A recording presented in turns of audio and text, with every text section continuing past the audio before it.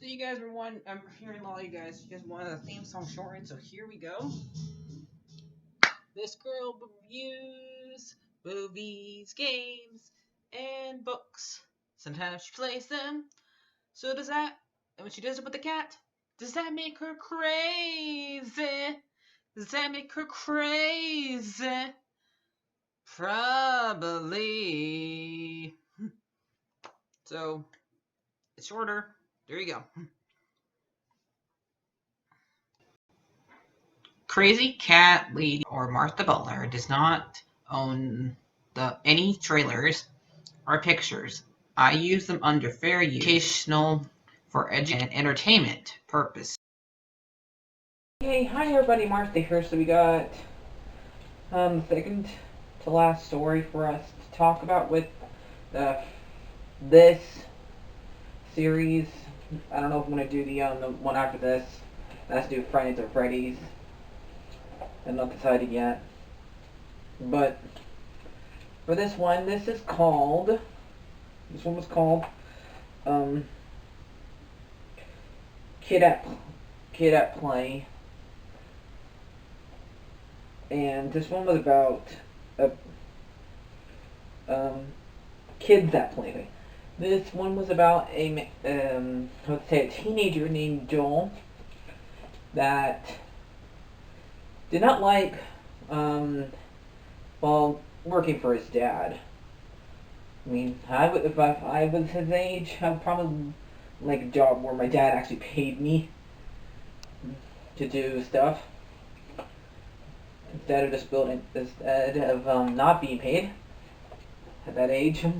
So I don't know what he's complaining about, but he works as dad at a plant where you sell plants and fertilizer and manure.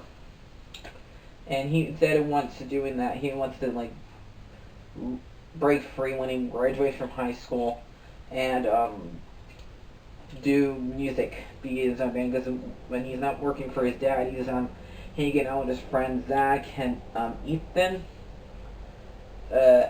playing instruments like a guitar and a drum, playing a band. And so he's a very reckless driver.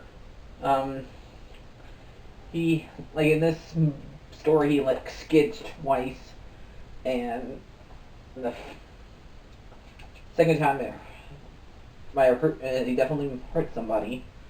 And so, but he like eats the cereal one day basically. He ends up before that he hits a plastic toy that looks a lot like Balloon Boy, except for the side says at play. Kids that play instead of saying balloons.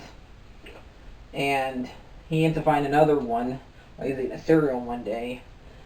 And it's like one of those plastic figures that you find in a box, which I don't know if they even do that anymore. They even put toys and stuff like that inside cereals anymore. I don't know. For kids. I remember them doing that when I was a kid, but I don't know if they do that anymore. For kids nowadays, let me know. Kids nowadays, do you still get cereals toys out of cereal boxes for free? But anyway, he why he like comes home from hanging out with his friends, he ends up hitting a 5-year-old kid after he skids and going too fast, and he finally stops, but he hits a kid. And the next day, after he feels so sorry about it, he drives away, basically hit and run, but he does not want to go back because he doesn't want to get arrested and have zero chance of going out of town and starting a band. And if he went back, he would be in jail for hitting and run and maybe killing somebody. So he feels guilty about it, but he doesn't want to go back to face any consequences for it.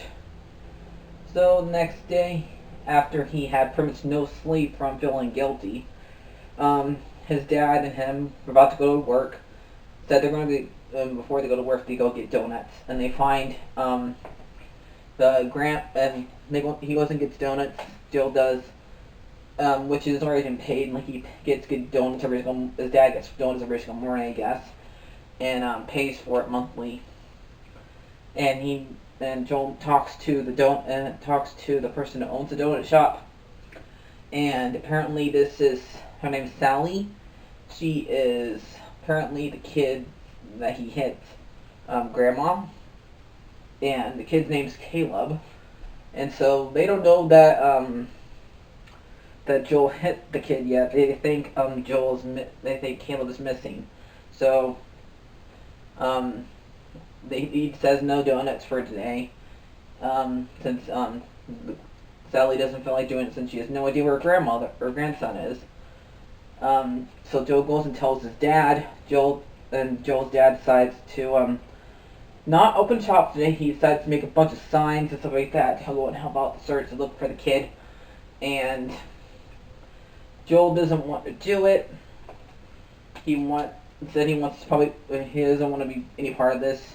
His subconscious is telling him to go and find the kid and tell everybody here he is, but he doesn't want to do it because what if the kid wakes up and remembers and says Joel did it? So because he would recognize the truck and saw his face and yada yada yada. So said they don't find him, and there's also a cop who is named after the Gator in the next series called Montgomery.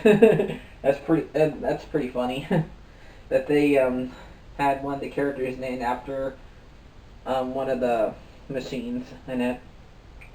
So he ends up going to bed, and he also finds another one. Like, I wonder what time they're going to the donut shop. He sees another one of the kids that play toy, and he ends up finding one at home.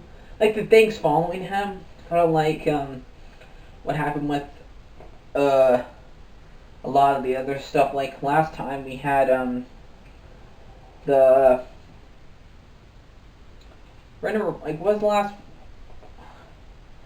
like that machine that was Jake that was following him. Like, a lot of the toys, before the kid becomes it, follows them and makes them feel guilty for what they did, basically. So he wakes up and he feels funny.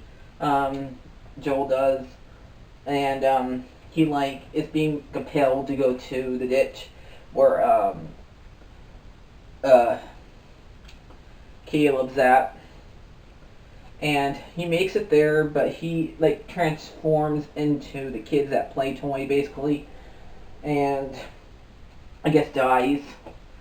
And then we switch over to the Montgomery cheap perspective, and he ends up finding Caleb, and I guess Caleb might be alive. I guess he just might be very injured. So this one, it doesn't have much FNAF, but it kind of has more FNAF than the last one did.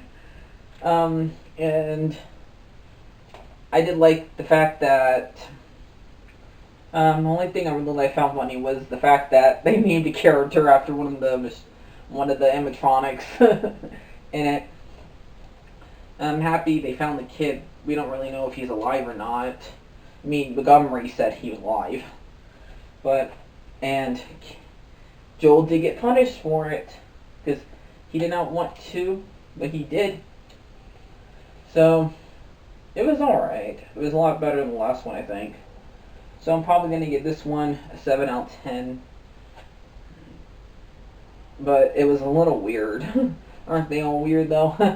It was not really scary. It was mostly weird and confusing.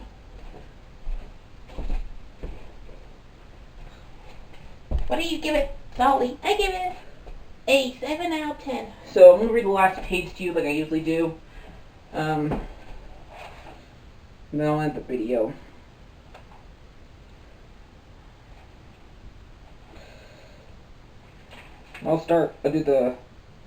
See where should I start? Okay, I'll read this part from down here. From the left of the tree to focus on Montgomery, heard a whimper, and he froze to listen.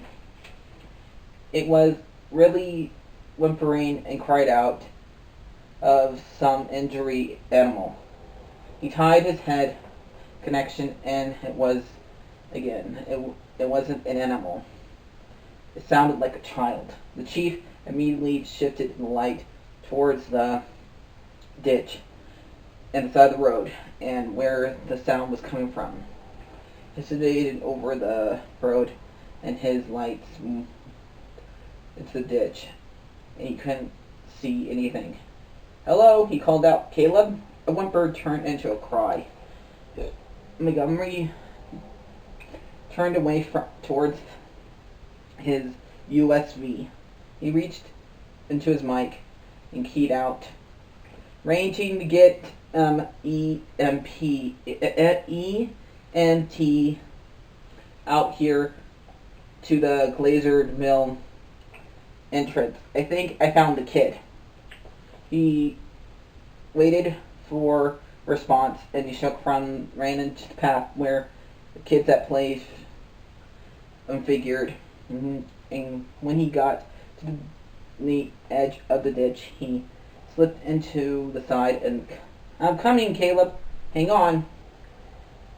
The weak cry answered from and made his heart leap with a hope.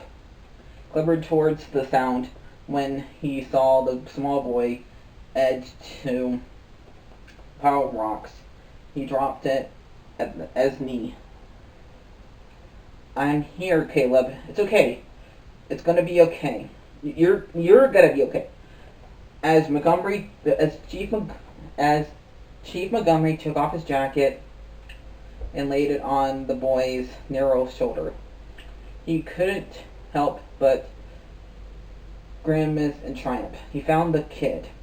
Everything was gonna be alright. Yeah, at least that one had a happy ending. Somewhat. So, bye bye guys. Like, share, and subscribe.